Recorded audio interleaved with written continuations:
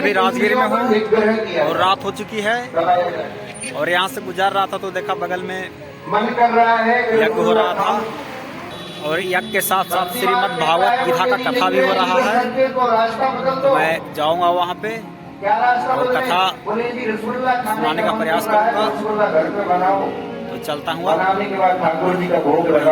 आजीवन सदस्यता यदि आप प्राप्त करना चाहें तो उसका भी आप वहां से फॉर्म प्राप्त कर सकते हैं और आजीवन सदस्य गुरु गृह शिव धाम से बनकर सनातन संस्कृति का प्रचार करने का, सनातन धर्म को पुनः जागृत करने का बीड़ा जो महाराष्ट्र ने उठाया है उसमें आप सभी लोग महाराष्ट्र का सहयोग प्रदान करें। ध्यान अवस्था में सब बैठे, सुखासन लगाएं, नेत्रों को बंद करें और ध्यान की अवस्था में बैठ के मेरे साथ भगवान योगेश्वर का ध्यान करें। जिसको जहाँ स्थान मिले आप बैठ जाइए, क्योंकि कथा तो दर्शन नहीं है, अनुभूति है। इसे हमें आत्मसात करना है और अनुभूतियां साधना की गहराई में डूबकर ही की जाती है। इसलिए जिसको जहां स्थान मिले बैठ जाइए।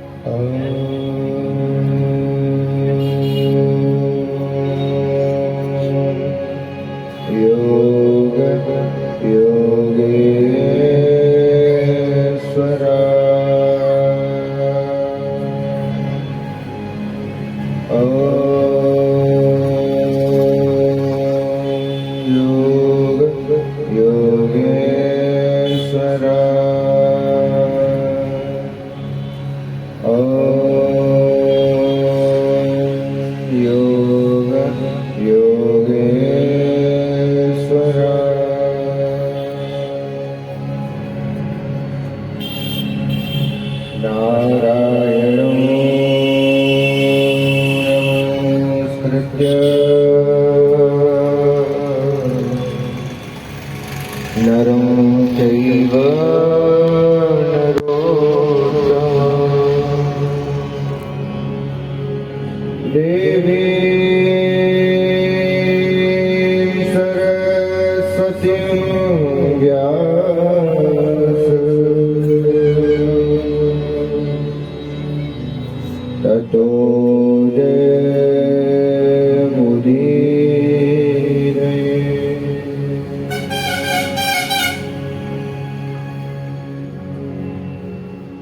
नमः कुंज विहारिणे नमः कुंज विहारिणे स्वामी श्री हरिदासाय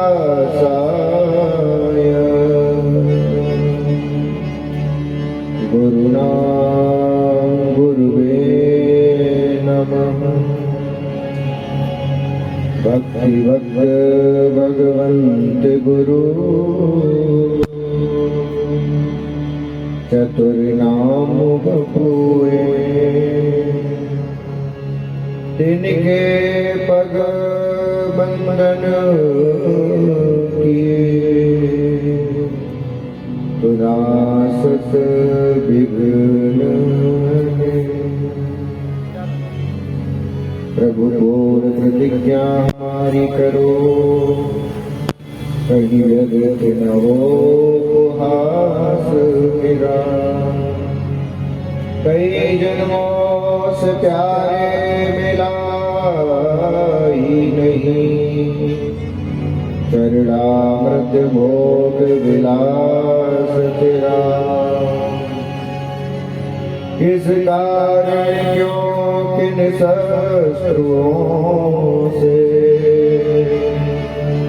रुका उन्नति पथ विकास मेरा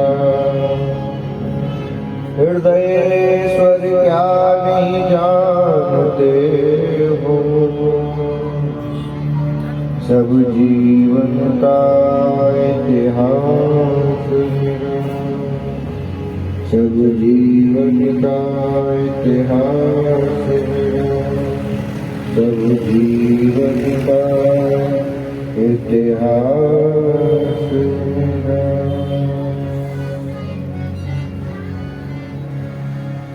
हे योगेश,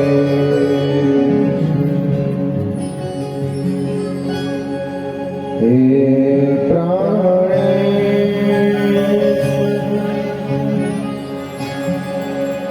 हे जगदीश्वर,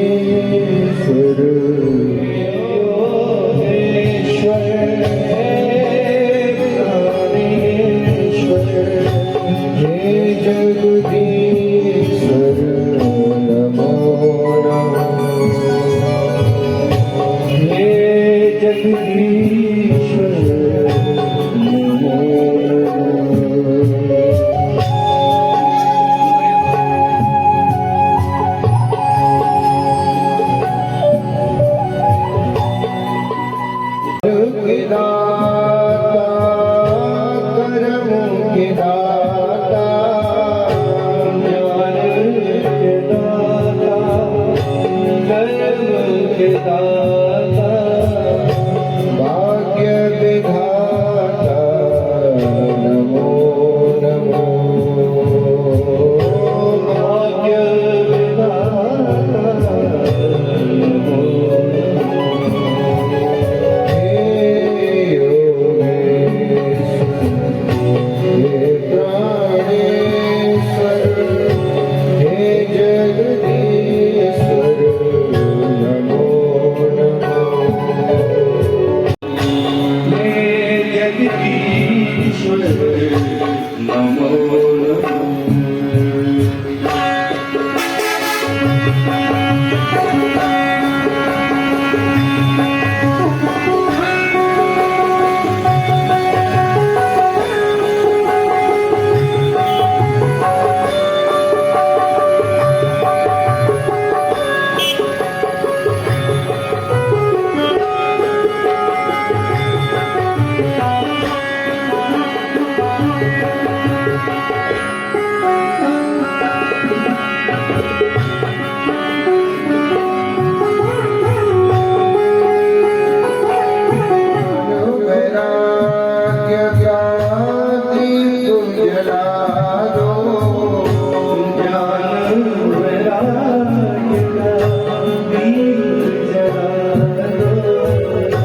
भक्ति में सगल मन को लगा,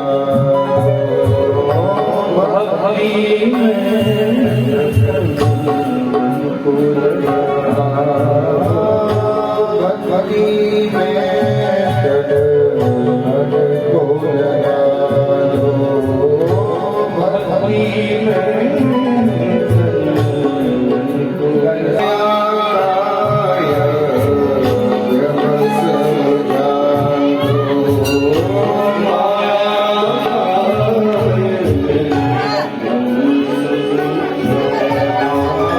माया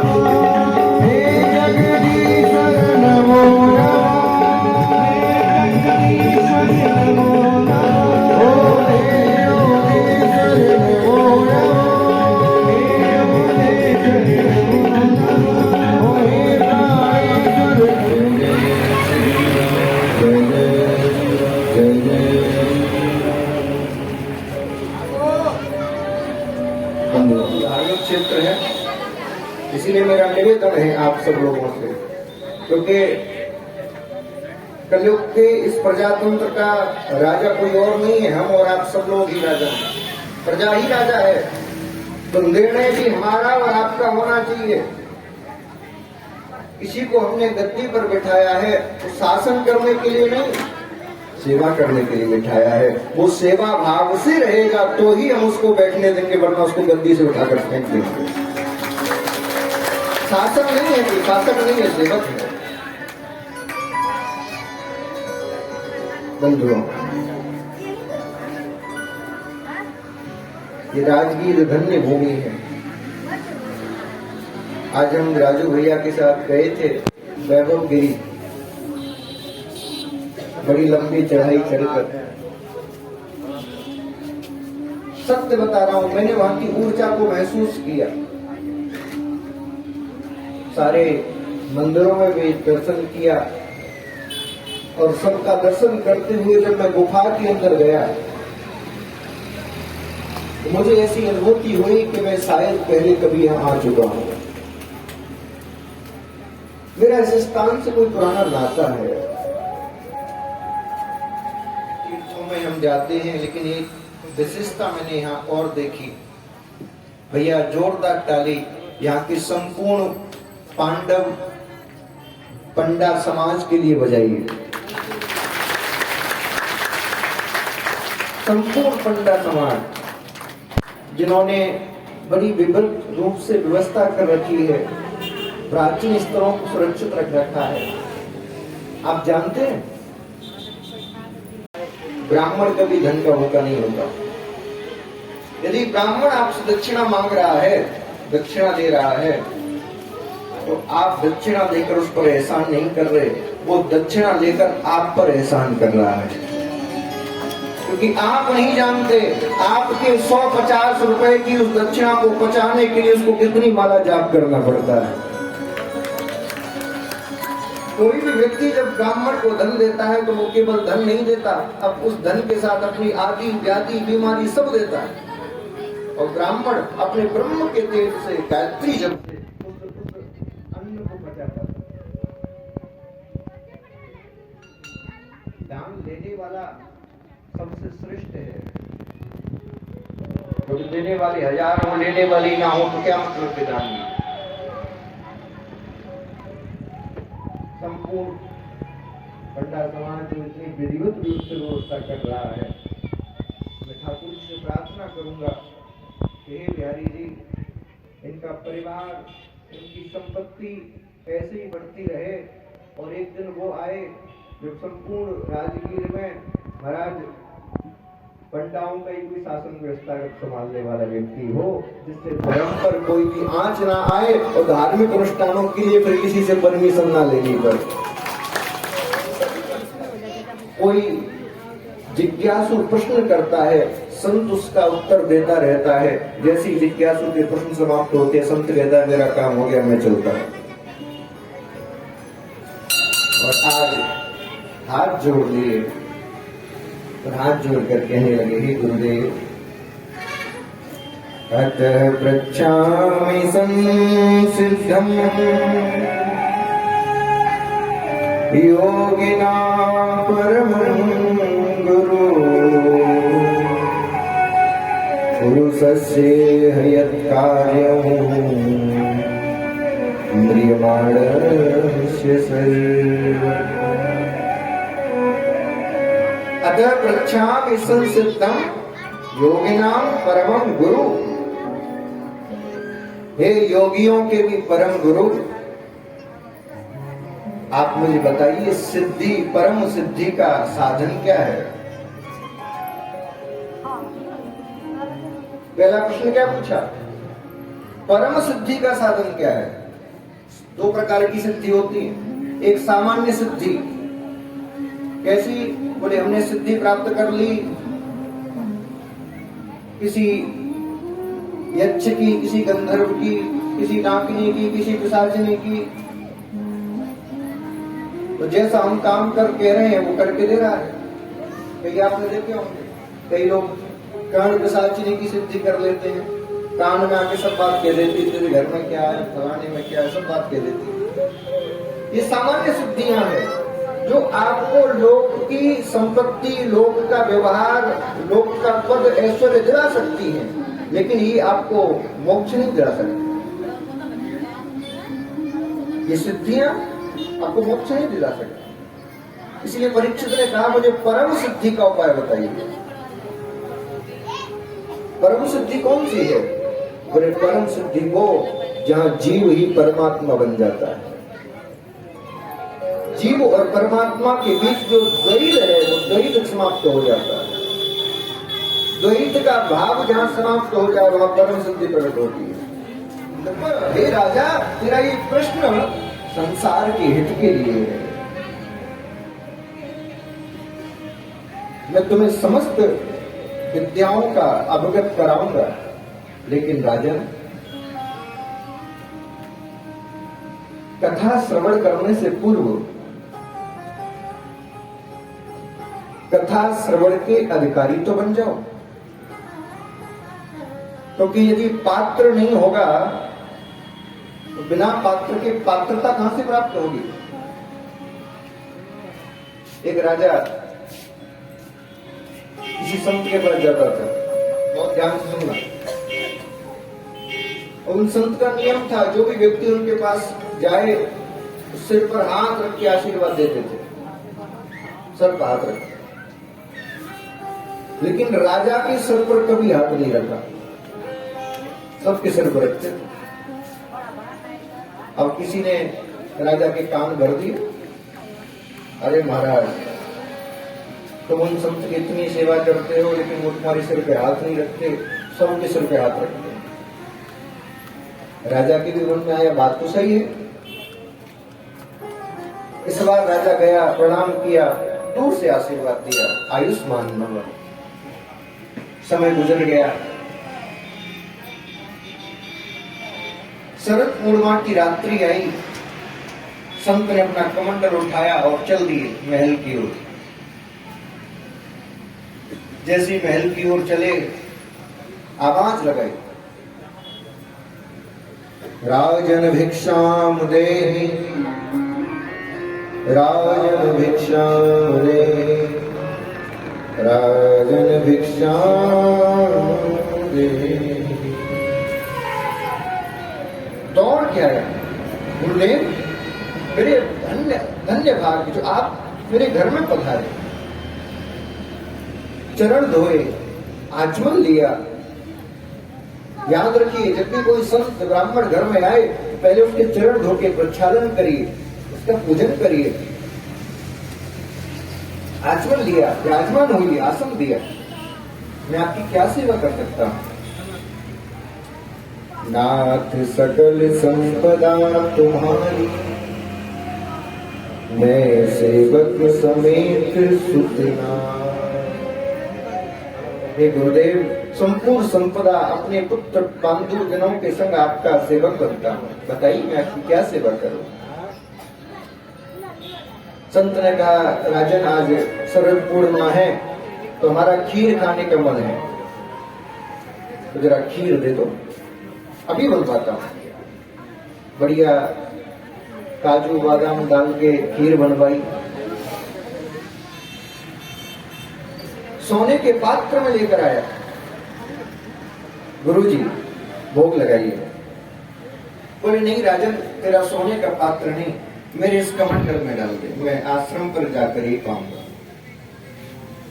जैसी कमंडल आगे किया, राजा खीर डालने के लिए हुआ तो क्या देखता है राजा, उस कमंडल में मिट्टी, कंकड़, पत्थर, पत्तियां पड़े हुए हैं, जाले लगे हुए हैं मकड़ी के। तुरंत रुक गया, खीर के उस पात्र को बगल रखा और हाथ जोड़कर कहा, बोले गुरुदेव आप जरा ये पात्र मुझे दे दीजिए। क्यों? बोले इसमें कंकड़ पत्थर जाले लगे हुए हैं, मैं इसको साफ कर दूं, फिर अपनी खीर इसमें डाल दूंगा। जैसे इतना सुना, संत ने कमंडल पीछे किया और चल दिया। अब तो राजा भयभीत हो गया, संत चल दिए, जरूर मेरे से अपराध हुआ है। नंगे पैर संत के पीछे पीछे दौड़ा, आश्रम में पहुंचे, हाथ जोड़ के वंदन करने लगे। महाराज, मेरे से अपराध हो गया, बताइए मेरी क्या गलती है? आप बिना प्रसाद लिए चले आए। संत ने कहा, भैया हम खीर लेने थोड़ी आए थे। बोले, तो हम तो तेरे प्रश्न का जवाब देने आए थे। कौन सा प्रश्न? बोले, याद कर, तूने मेरे से प्रश्न पूछा था कि आप सबके सर पर हाथ रख के आशीर्वाद देते हो, मेरे सर पर हाथ क्यों नहीं रखते? मैं उसी प्रश्न का उत्तर देने के लिए आया था। अब तो साष्टांग दंडवत कर दी।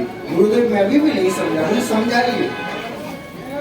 तब संत ने कहा, बोले राजन, जब तू अपने सामान्य सी खीर को मेरे कंकड़ पत्थर जाले लगे हुए पात्र में नहीं दे सकता, तो तू ही बता, मैं अपने दिव्य आशीर्वाद को तुझे कैसे दे दूं? तेरे शरीर में, तेरे मन में तो अहंकार के, धन के, माया के जाने कितने जाले लगे हुए, जाने कितने जाले,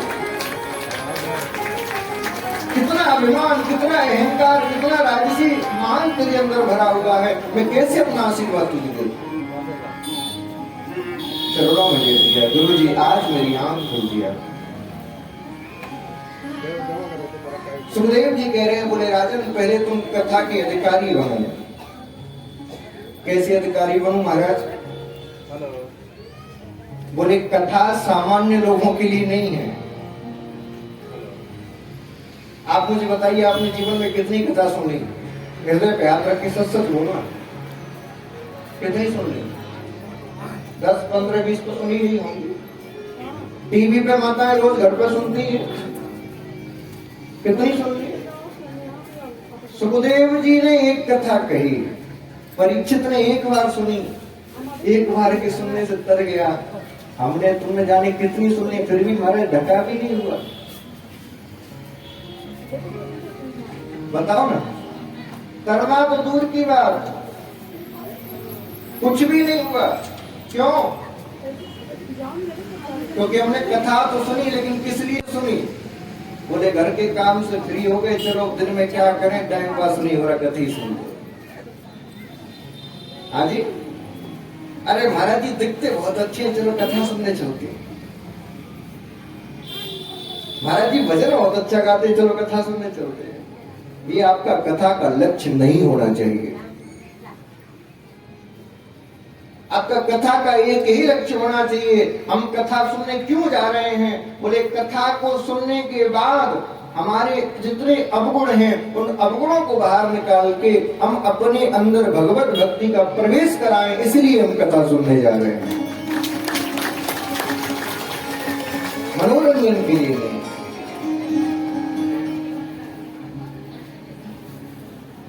अब कथा के नियम सुन लो। यदि आप चाहते हो कि आपका उद्धार हो, तो कथा का नियम क्या है सुनने का? सुखदेव जी कह रहे हैं राजा परीक्षित से, जितासनो जित श्वास जित संगो जितेन्द्रिय ईश्वरे भगवतो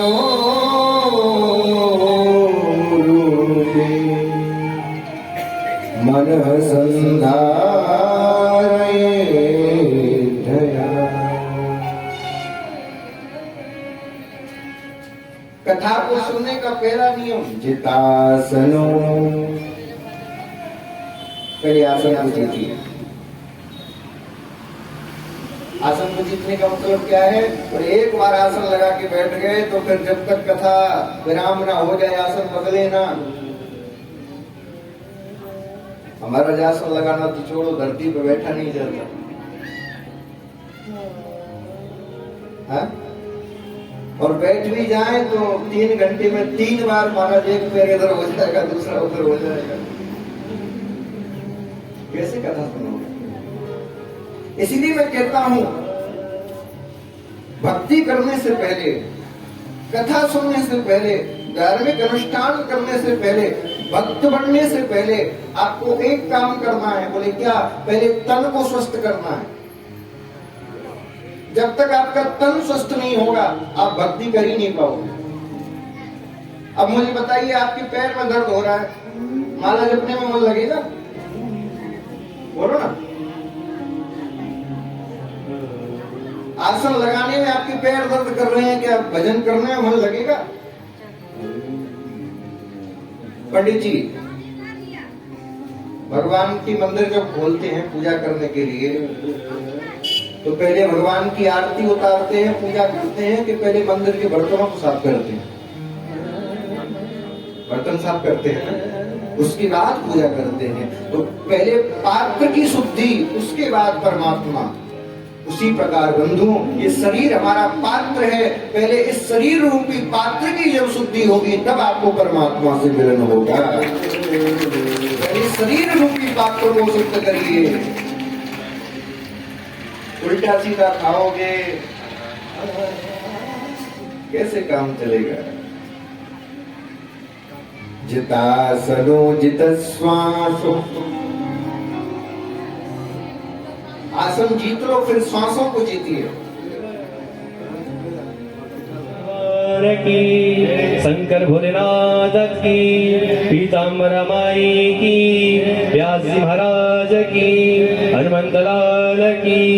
जय जय श्री राधे, जय जय श्री राधे, जय जय श्री राधे। नमः पार्वती पते, हर हर महादेव।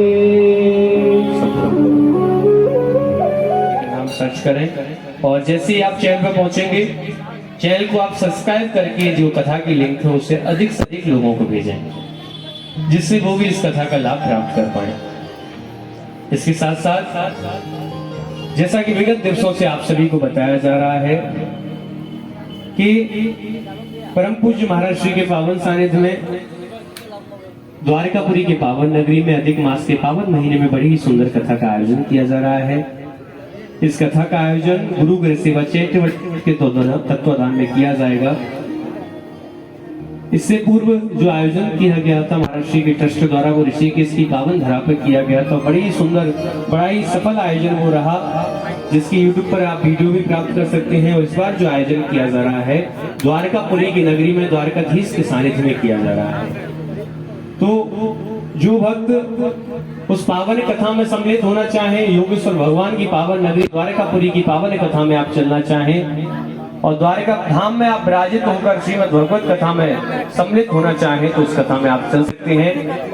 क्योंकि जब किसी कथा में हम सम्मिलित होते हैं तो हमें मोक्ष की प्राप्ति तो होती है। जब उसका चिंतन मनन हम सभी लोग करते हैं, उसको जीवन आप भी अधिक से अधिक संख्या में जुड़ें और अधिक से अधिक संख्या में जुड़कर इस पावन प्रकल्प में अपनी आहुति अवश्य ज्ञापित करें, जिससे आप सभी की सुविधाओं के लिए, आप सभी के बच्चों के अच्छे भविष्य के लिए गुरु गृह सेवा धाम का निर्माण हो सके।